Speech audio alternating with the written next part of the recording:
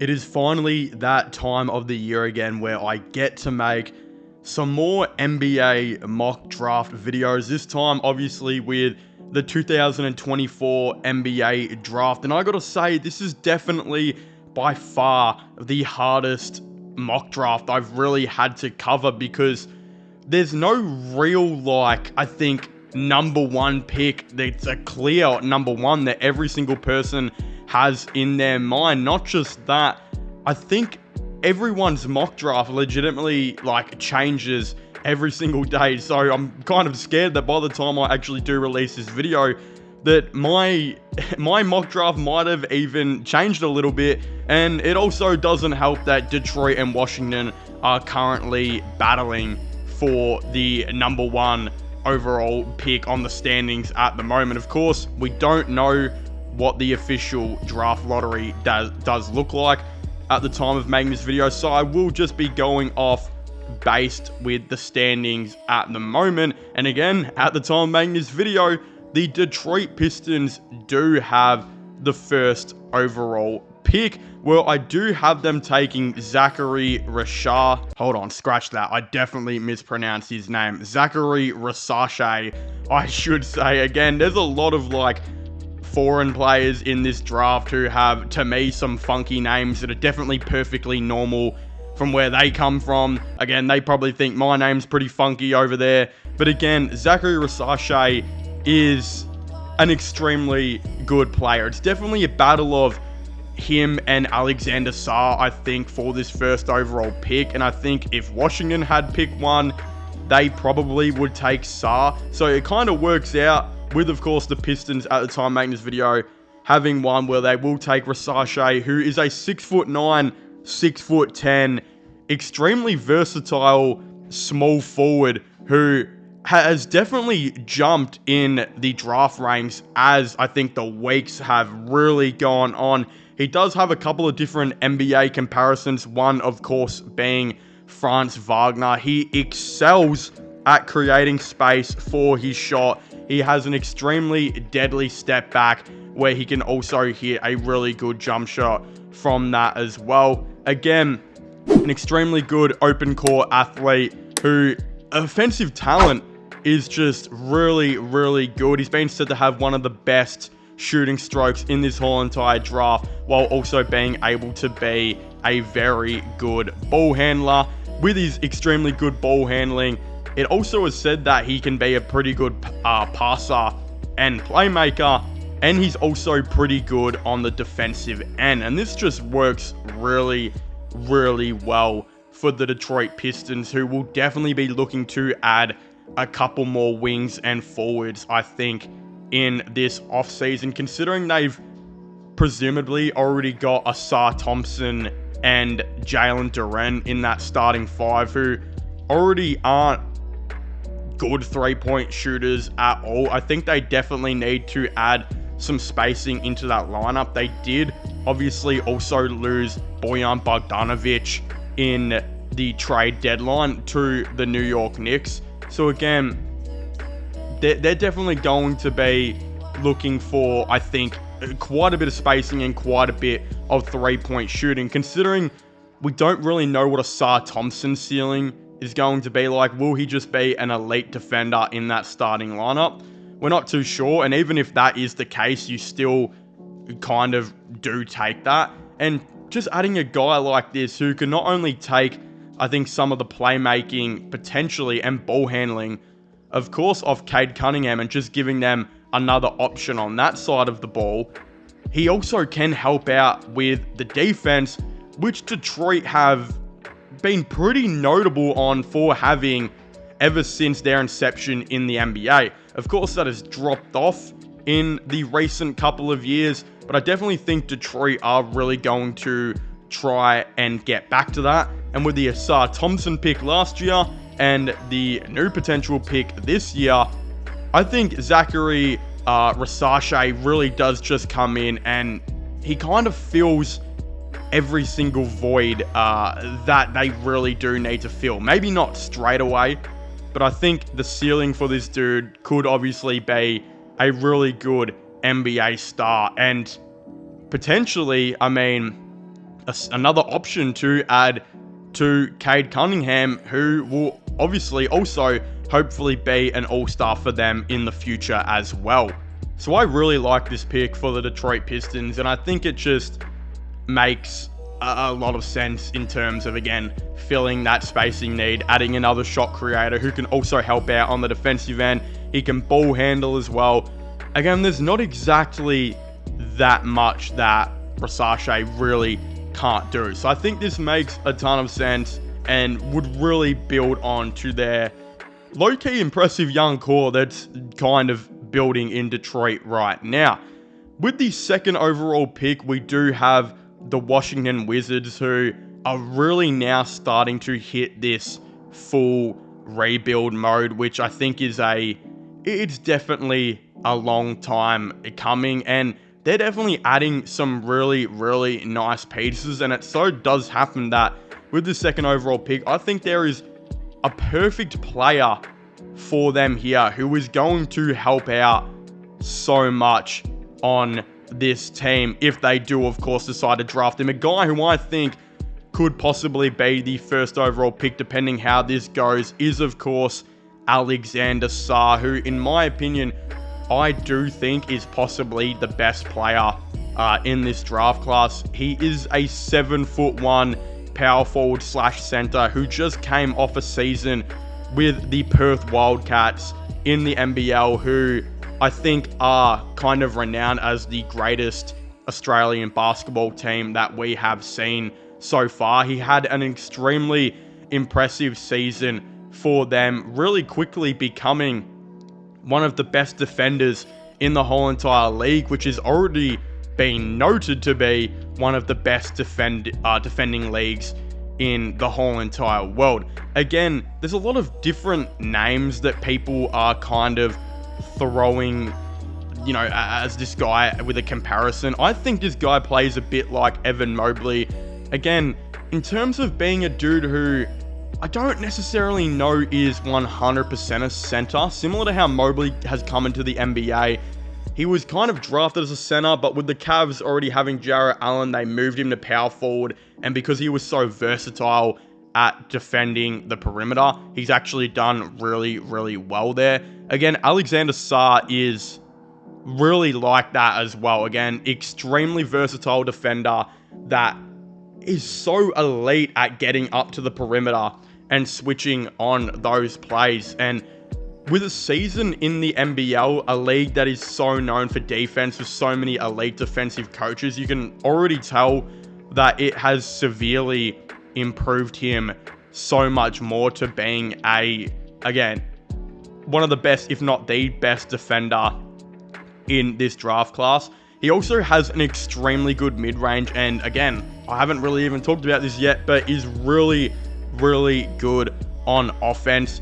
The guy moves like a wing, like legitimately, like that's the best part of him. Not only does he move like a wing on defense, this dude moves like a wing on offense. Extremely good mid-range shot, really good in the paint. Again, his three-point shot, obviously similar to Evan Mobley, might need definitely some work here and there, but you definitely see like attributes where this dude could hopefully become a three-point shooter. Again, typically if you've got a really good mid-range, that's already a great stepping stone, and you just can't tell me this dude wouldn't be the most perfect player to add to the Washington Wizards team as they stand.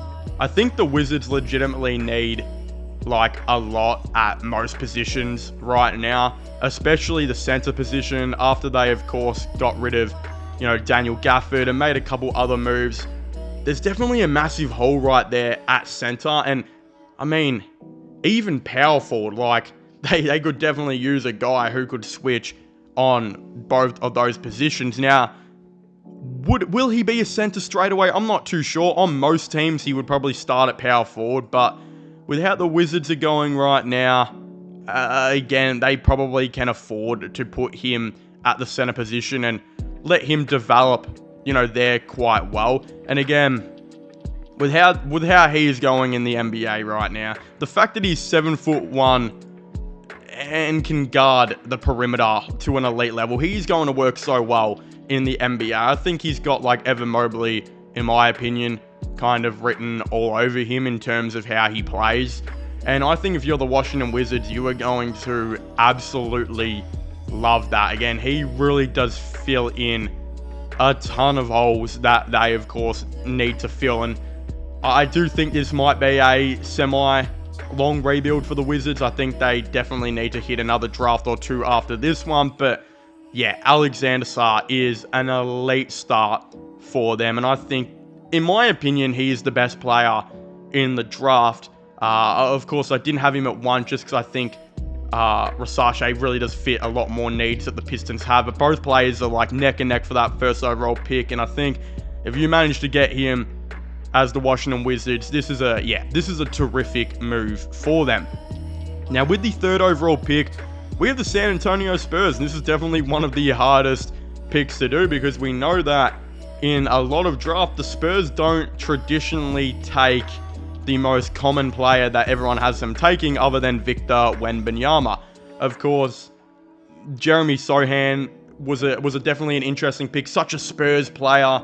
Again, not a lot of people had him going at 9, but I think if you knew how the Spurs really drafted and went about their game plan, then yeah, it made a ton of sense. So I really had to kind of take that into factor while I think doing this mock draft with the San Antonio Spurs. And with all that being said and done, I actually do think with the 3rd overall pick, they might select Nikola Topic, who is definitely a really hard one to grade because I think a couple of weeks ago would have been a very logical pick 3, but as you guys have probably heard, a couple of reports here and there have had him sliding to 5 and 6. I still think he makes a ton of sense to have on this San Antonio Spurs team, considering he does a lot of really, really good things that they need. They, of course, like to bring in their foreign players as well. He is an elite playmaker with great passing vision and great instincts.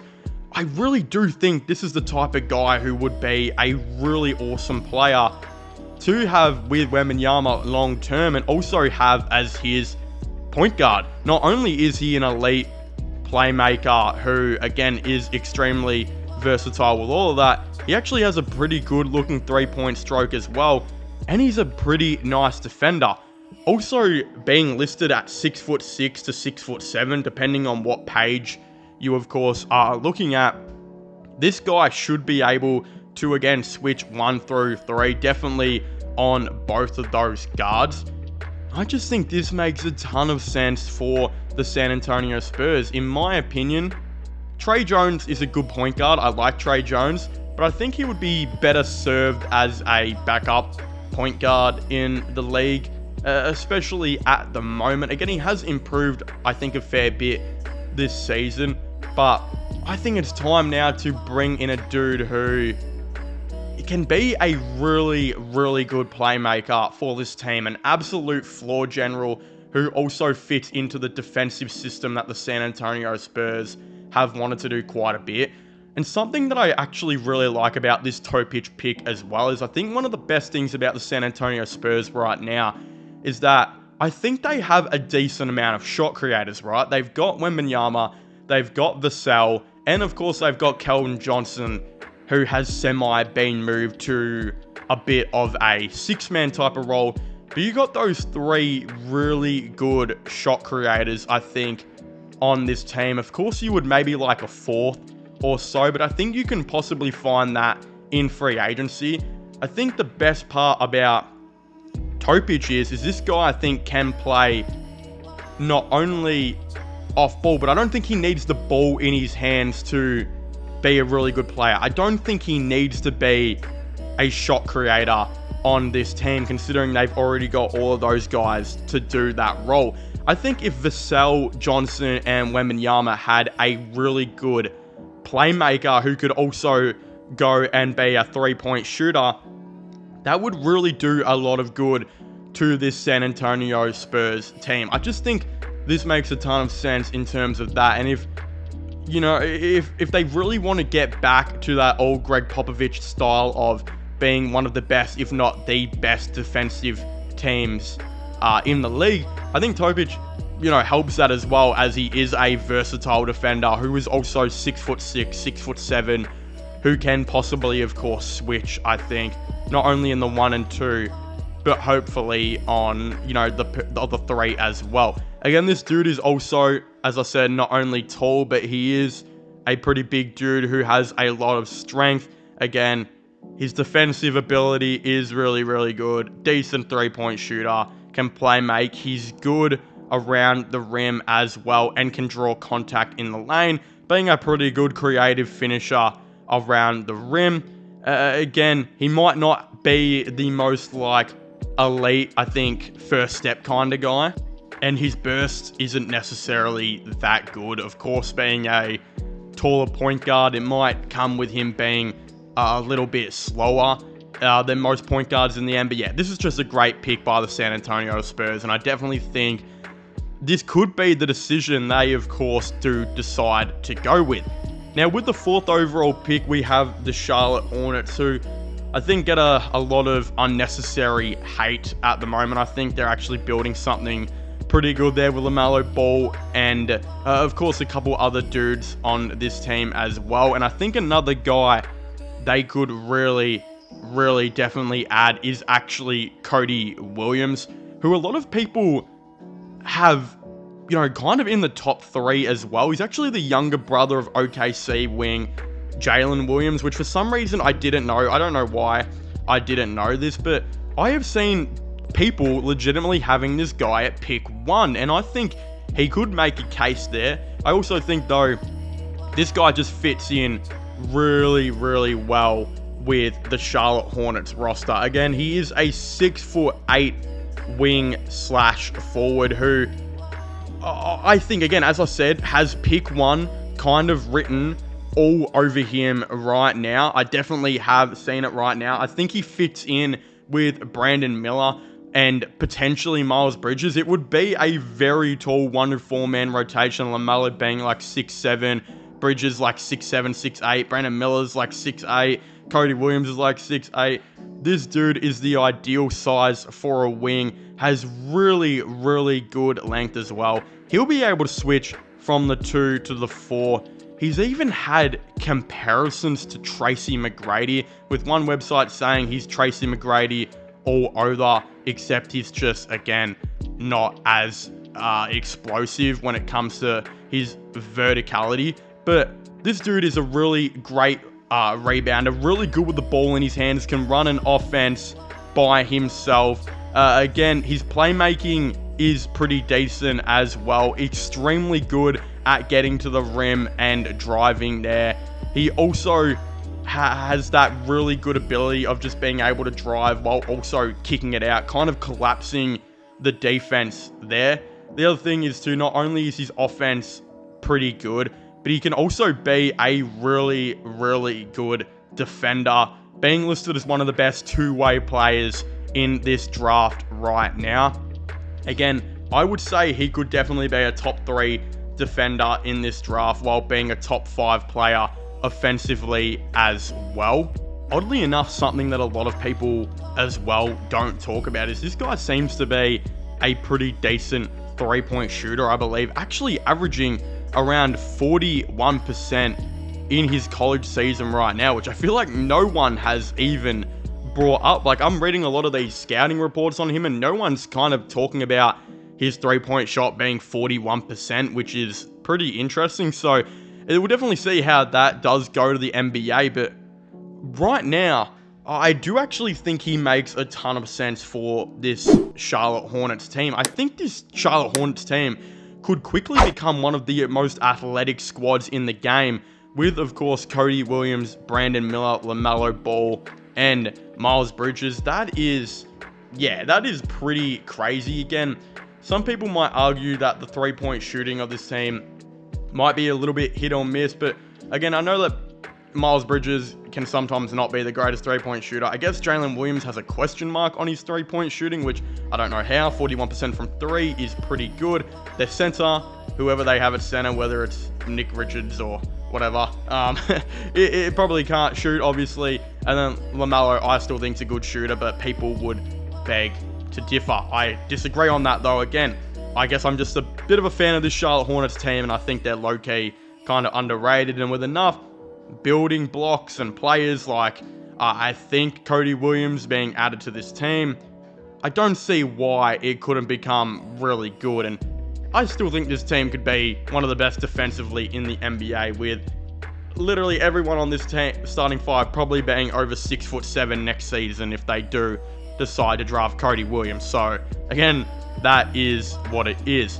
The 5th overall pick now, we have the Portland Trailblazers, and I hope everyone forgives me if I pronounce this guy's name wrong, because I have heard about 18 different pronunciations of, in my lifetime of this dude's not only his last name, but his first name. But that's actually Martez Bazilis. Now, this guy is also playing for the G League Ignite, which does look like it probably won't be a thing next season, I believe. But again, that's still elite competition, having to play in the G League.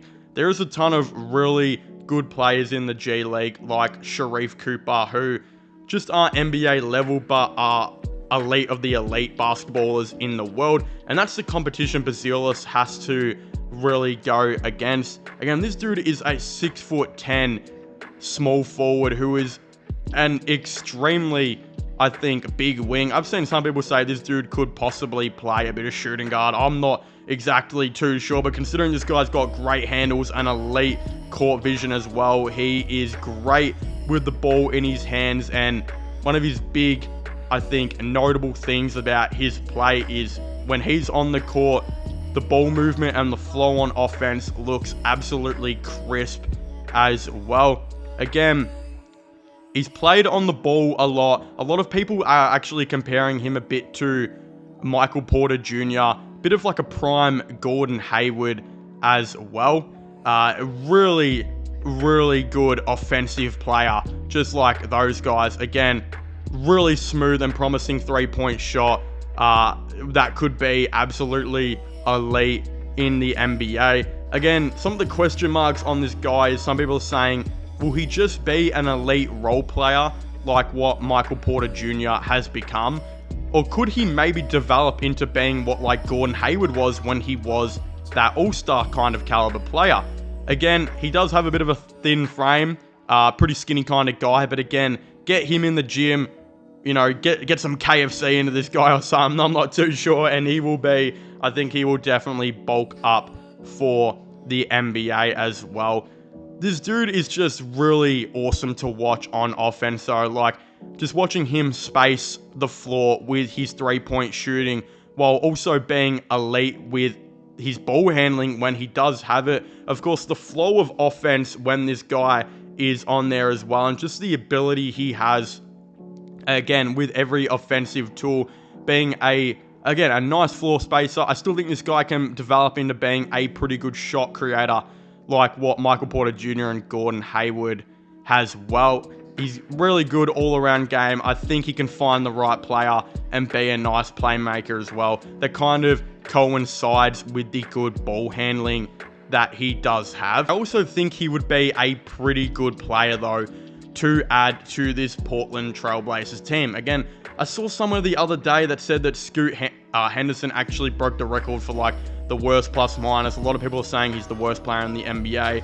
I really do disagree with this, and I think any Portland fan worrying should not. He's going to be hopefully a really, really good player in the NBA, and Bazilis coming into this team, I think, makes a ton of sense as well. Being a really good, solid role player who can help boost this offense on this squad, and Scoot Henderson kind of rolling with him and maybe being his playmaker would be a really awesome sight to see. I can just imagine right now Scoot Henderson driving, getting into trouble, kicking it out, and you have Bazilis there right on that three-point line. Jeremy Grant also potentially there next season as well. I think Grant and Bazilis could be a pretty good 1-2 punch at that four positions. And look, there's bright spots on this Trailblazers team. Duop Reith looking like a really good player as well. DeAndre Ayton getting better and better as the season has gone on. Again, I think it just give this Trailblazers team some time, a couple more trades here and there, and I think this rebuild might go a little bit quicker than what a lot of people do have them at. Again, it might take another draft or two, but I think Bazilis kind of adds a lot to this team and helps boost, I think, their offense and potentially make Scoot Henderson an even better player than he already is. With this 6th overall pick, which of course at the time making this video does currently belong to the Toronto Raptors.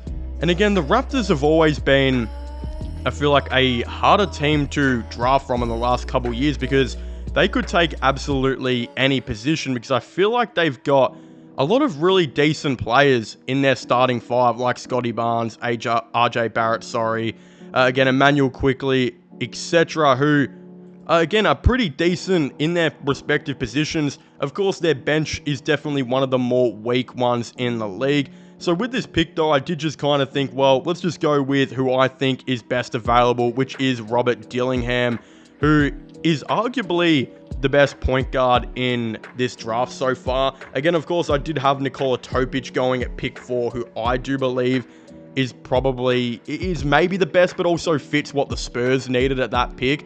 But again, the Raptors really can't go wrong with Dillingham. I really don't think at this pick. Again, he is an elite player when it comes to his speed and athleticism. Great ball handler who is extremely crafty and great at losing defenders with his insanely quick dribble moves. He's a great playmaker with just insanely good court vision, very capable of executing really high speed plays. He also happens to be one of the best shot creators in this draft and puts a ton of effort into both ends of the court. A couple downsides can potentially be his defense sometimes is not exactly great, although again, puts in a fair bit of effort. It is said that he can get pushed off pretty easily and can be used as a mismatch target, which does scare me a little bit because Toronto, I feel like, have kind of, I think, really based themselves off having great defense in the previous couple years, but with some new coaching here and there, you can tell they're really trying to, I think, embrace a new offensive game style. And I think Dillingham works really well with this Raptors team, because I look at this Raptors team right now and I see a lot of really, really good things, but one thing I don't see a whole lot of is playmaking. Again, Scotty Barnes, I think, is a really underrated ball handler and playmaker, and he's going to get better and better with that every year. Emmanuel Quickley is definitely much more of a, shot first, I think, shot creator kind of guy. But Dillingham, not only is he a great shot creator, but he's extremely quick and is a very good pass of the ball, who I think is going to work really, really well with a couple of these Raptors players. Again, it's going to be interesting to see how they handle this, because they might already think that Emmanuel Quickley is, of course, their future point guard, which I do expect could be the case. But I have no reason to see that maybe both of these guys couldn't potentially start together at the guards. Again, I don't really see too many reasons not to try potentially both of these guys together. And it's really like, well, whoever you draft at this pick is probably going to be a position they almost already have, filled. Like if they were to draft the center, well, you've already got Jakob Poeltl there. If you're going to draft the forward, well, you've already got RJ Barrett and you've already got Scotty Barnes. I just figured they probably need another guard. I'm not exactly too sure what the long-term future is of Emmanuel Quickley at that point guard position, even though I actually have liked what I've seen on the Raptors. I think it is time to bring in a guy who can really play make and, of course, be an awesome passer to a guy like Scotty Barnes. And I think that Dillingham does that really, really well. Again, a ton of great things to like about him, and his only knock is he might, not be exactly the greatest defender, but honestly, at the point guard position at 6'2" in the NBA, I definitely feel like he will be able to settle in with that. And again, we've seen Emmanuel Quickley as well have a lot of experience at playing the shooting guard. I just think this pick makes a ton of sense. He's definitely the best player available with this pick, and I really do think the Raptors, it'd be awesome for them to finally bring in a playmaker and a dude who can, of course, not only do that, but shot create as well, which would be something really awesome to help out, of course, Scotty Barnes. With the 6th overall pick, I will, of course, have the Toronto Raptors selecting Robert Dillingham. And now, with the 7th overall pick, we of course do have the Memphis Grizzlies. Now, again, the Grizzlies have had a very interesting year, which has earned them quite a high pick, and I actually think there's a really good player for them available with this selection, and that is of course Zach Edey, who has been absolutely awesome for quite a while now. Again, he just recently came off the March Madness championship game where he absolutely dominated. Again, unfortunately for him, was not able to get the win over UConn, but of course, I believe I saw somewhere where he scored like 62% of their points, and of course, I think it was like 37. This dude is an absolutely beast scorer, being a 7'4" center, who I think really does fit into this Grizzlies team. He also fills in the positional need that I think they do have based off center. It's really hard to know if Jaren Jackson Jr. will be a center in the NBA, or if he will remain as a power forward, as sometimes he's looked good at center so far this season for the Grizzlies, but other times it's like he's just, I don't really know. He definitely gets caught out by some certain centers, even though he's a really good interior defender. Again, Zach Edey is really, compared to a couple of really awesome players over the NBA's time, including Yao Ming, kind of being his ceiling. It's being said that he's like Yao Ming, just with less mobility, which I guess is a really kind of weird comparison. Again, obviously for Yao Ming's size and height, he was pretty mobile, but again, compared to other NBA players, not so much. It's being said that Edey has really nice hands and a good touch around the rim. He finishes extremely solid and has developed into being a really good free throw shooter, shooting over 70%. He's also not only 7'4", but he's an extremely big 7'4", being over 300 pounds, which is actually bigger than Boban Marjanovic, which to think is absolutely insane. He's also said to be one of the best defenders in the NBA, being able to clog any lane, and he alters absolutely every shot he sees. Again, watching him in some of these college games, this dude is an absolutely massive shot blocking machine. Like, if you are in a 10-meter radius from this guy, he will be absolutely huge and will block you so bad that it'll be an embarrassing and you'll end up on a highlight reel. One of the knocks on Zach Edey that I've heard some people say is he's, of course, obviously extremely good, at the college level. And I think this is the knock that I've got him taking a 7 with. Again, I'm seeing a lot of people have this guy go at like pick 3 in their mock draft. But some of the knocks have been said is, will he be able to fit in today's NBA, being so tall and being so big? Will he, of course, be able to do it? Again, he is not exactly the fastest guy out there, and will definitely not be able to get to the perimeter at all. But the realistic thing is, if you put this guy in, of course, in the paint, he will be absolutely dominant. And I really do look at a guy like this and I think, well, is there a guy out there in the NBA? And there's not exactly too many names, but a guy I know is, of course, being Rudy Gobert, who I think Rudy Gobert garnered that much hate that he actually ended up becoming underrated, and we've now seen what he has been able to do with Minnesota this, of course, most recent season. Again, I feel like Zach Edey is kind of like Rudy Gobert, where he can't exactly be that great of getting to the perimeter, but he is unstoppable when it comes to the paint, and can also be a decent, I think, pick and roll player, which people don't talk about. Gobert is actually not that bad in, and people just think that Gobert has no offensive game whatsoever, which is just untrue. Again, Zach Edey is a huge guy who's definitely going to get a rebound when needed. He will be one of the best defenders, of course, in this whole entire draft. And we've seen he is an absolutely massive scoring machine, scoring, of course, 37 points in his most recent college game. So, look, I think having a guy like him with Jaren Jackson is so scary. Like, having both of those dudes as these really massive elite defenders will definitely be something that I think could actually work. And it's kind of what like Minnesota are doing right now with Cat and Gobert, and Cavs have done with Mobley and Allen. Lakers previously with of course, Anthony Davis and JaVale McGee. This could definitely be the best out of, all of them, if it does, of course, work well. Will he translate to the NBA?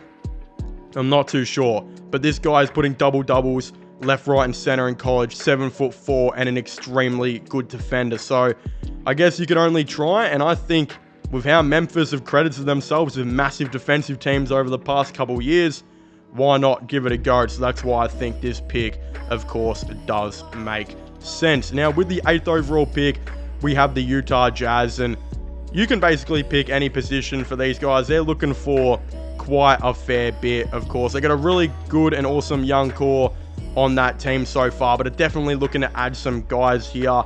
And with a couple of the different positional needs, but also looking at their best, the best player available, I have actually gone with Donovan Clingan from, of course, UConn, or Clingan, sorry, who is a 7'2" center who absolutely dominated recently in March Madness, of course, helping the Huskies win it all. He is an extremely good big who I think has jumped in a lot of mock drafts as of recently. It is being said he's a great rim protector with great touch around the rim. Oddly enough, actually a pretty solid passer for a big man.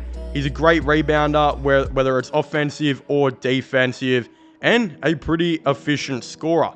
Of course, there have always been downsides with certain centers like this. It's being said he's not a good switchable defender, not a good shooter, which I don't see as an issue. And of course, really in today's NBA, where even though shooting's pretty necessary, I still think there are a lot of centers who can't shoot, who are extremely good. Again, players like Jarrett Allen, who aren't exactly the greatest shooters out there, that just do the job day and night and are very, very good. And Clingan is, of course, currently being compared to Steven Adams and Jakob Poeltl, who both players have severely gone underrated in their careers thus far, and I still think have a lot of really good years under their belt to do quite a fair good amount of things. I just think this pick makes a lot of sense right now for the Utah Jazz, as they're definitely looking for who their future center is going to be in the NBA. Again, for a long time, it looked like Walker Kessler was going to be their center, and then of course they decided not to start Kessler throughout a ton of games this year, preferably for them playing John Collins at that starting center position. Then I've even seen, after Collins, I've seen them go pretty small ball and play Larry Markkinen at that center position as well, who, again, is not small, obviously being 7 foot, but just doesn't really, of course, play like a center at all. He plays a lot like a small forward or power forward in today's game. So they're definitely out and about looking for who I think their future starting center is, of course, going to be. And with Donovan Clingan just succeeding really, really well as of late and averaging a really respectable, I believe, 13 points per game and 7.5 rebounds. Not only can he do all of that, but this guy is doing a ton of other things, like, of course, his defense being pretty respectable. So yeah, it's going to be interesting to see where this guy goes. I've seen ESPN actually have him ranked at number 3, while a lot of other drafting, websites do have him ranked at around 10 to 12. I've, of course, kind of met in the middle here, having him at 8, but I do think he just makes a ton of sense for this Utah Jazz team. And yeah, it's going to be interesting to see what they do with Kessler in the future. I think there's been some minor trade talks. I'm not exactly too sure what's going to be going on there. Again, Kessler, I think his ceiling is a lot lower than what a guy like Clingan's probably is. So it's going to be kind of really interesting to see how this, of course, does go. But again, the man just dominated in what will be most likely his final season, of course, of college, putting up excellent stats, being a great defender, being a pretty decent passer as well, and of course, taking the Huskies to the promised land. So you really can't ask for anything more like that. Getting an absolutely massive proven winner who did actually, of course, take down my previous pick, Zach Edey, in, of course, the championship game. But again, I still kind of give Edey the edge for now. Of course, he did have a insane game, and it's just proved to be a little bit better.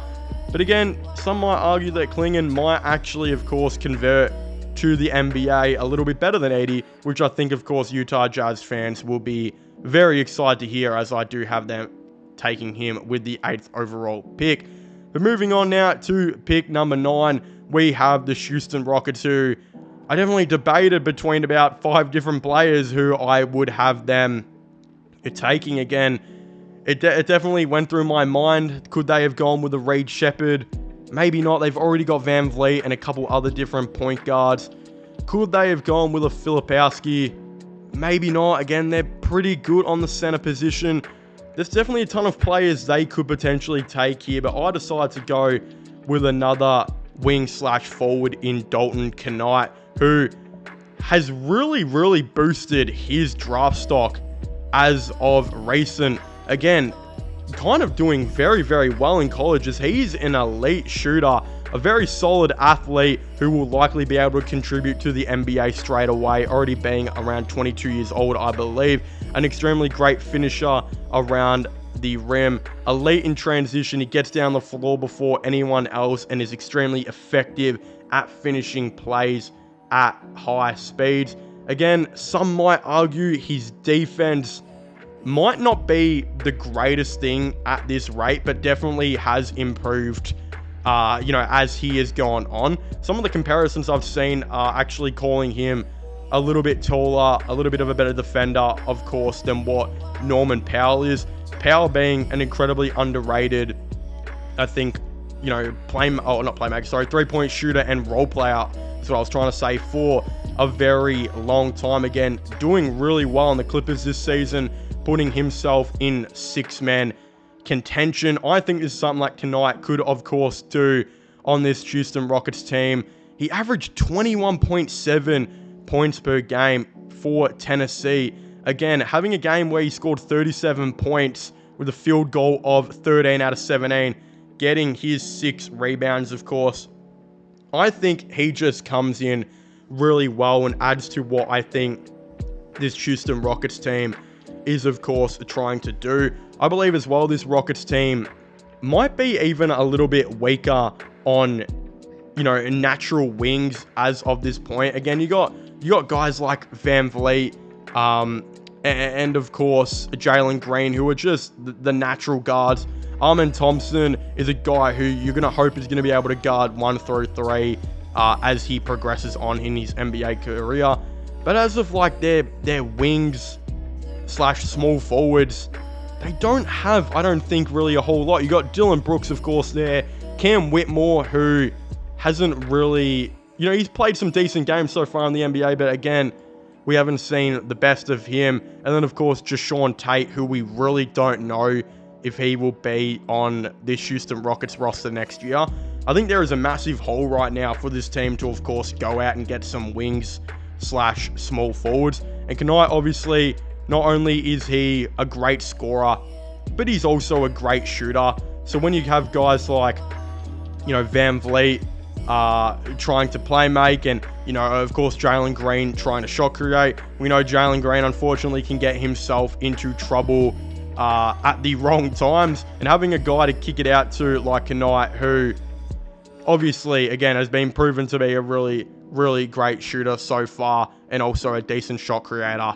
I think this is one that makes very much a lot of sense. Again, other scouts say he projects very clearly to the NBA level and has an NBA-ready game. It's extremely easy to imagine having an impact from day one as a floor spacer wing who can also score in isolation. He's got a beautiful jumper, rises up with a ton of confidence, and can carry the load on the offensive end. He's an explosive athlete in the lane and can drop the hammer on defenders with highlight reel dunks. Again, as I said earlier though, the only knock so far on him is that he is considered to not be exactly the greatest defender. So a lot of really interesting things to, of course, talk about him. Some slight bad things, but I think adding this guy as a backup shooting guard, a backup small forward, a backup small ball power forward, there's definitely a lot that the Houston Rockets can really do right here, and I think this pick makes a ton of sense for them. with the 10th overall pick now, we do, of course, have the Atlanta Hawks, who, I mean, they're definitely going to be going off best available. They're going to have a really interesting offseason. I'm super keen to see who gets traded from this team and who stays.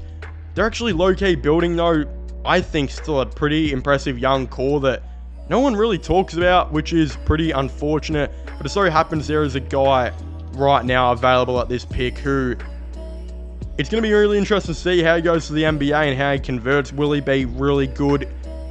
I'm not sure, but I do know he could be an absolute huge steal for them if so. And that is, of course, Ron Holland.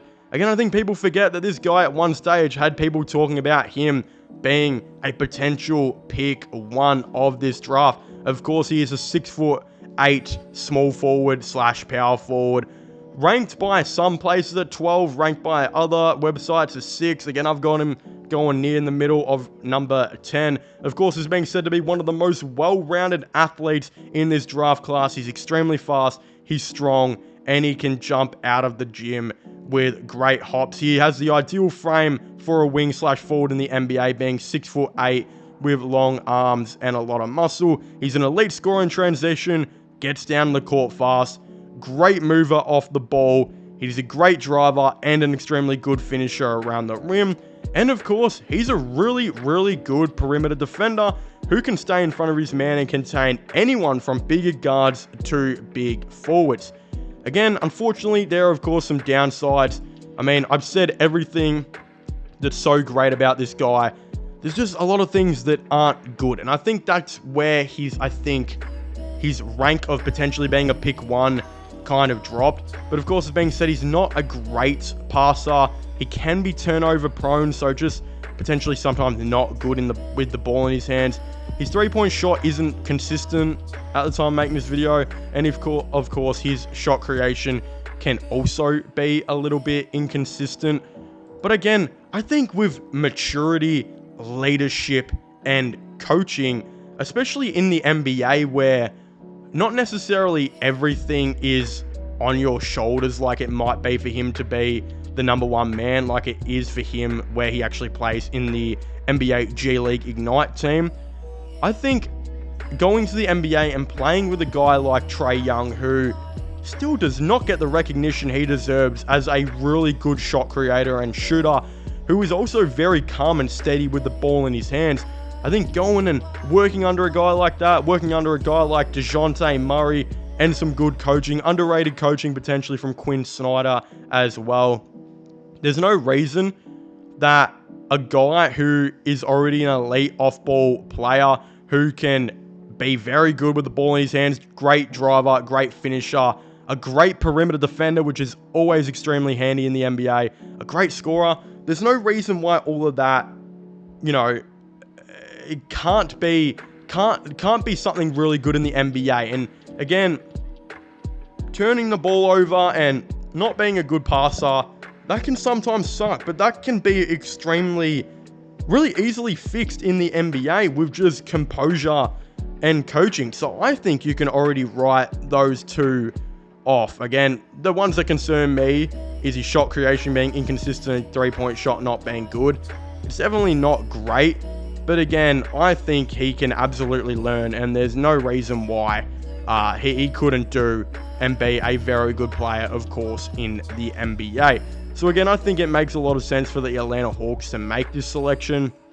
You obviously, while doing this pick as well, I think it gives you more room to see what you want to do with your other players. You know, some players like DeAndre Hunter have been on the trade market. Kevin Huerter previously was one of those guys. A couple other players here and there might join that conversation. But even if they don't, they still need depth at that wing position anyway. And look, will he start, especially even straight away? Probably not. Will he ever start? Yeah, maybe. But the thing is, right now, you're adding a really good young player who has pick 1 potential over him, and at one stage was supposed to be that guy, to come in and add depth and already join this already pretty decent Atlanta Hawks team that just really suffers from not having much depth. Again, it's got a decent starting 5, a couple extra things here and there to add. I think it can be a pretty solid team, and I think that, you know, adding a guy like Ron Holland does fix a lot of their issues. So of course, if you haven't already, please make sure to leave a like and subscribe to the channel. Comment your thoughts and opinions down below. What do you guys think about this mock draft? Do you guys like or do you guys not? Again, I highly recommend, like I said earlier, to go and check out my previous ones, which were linked in the description down below. Again, don't forget to subscribe to my gaming channel and this one, of course, if you haven't already. Links for that gaming one will be in the description down below. Comment your thoughts and opinions down below, guys, and I guess I'll see you guys next time. Goodbye.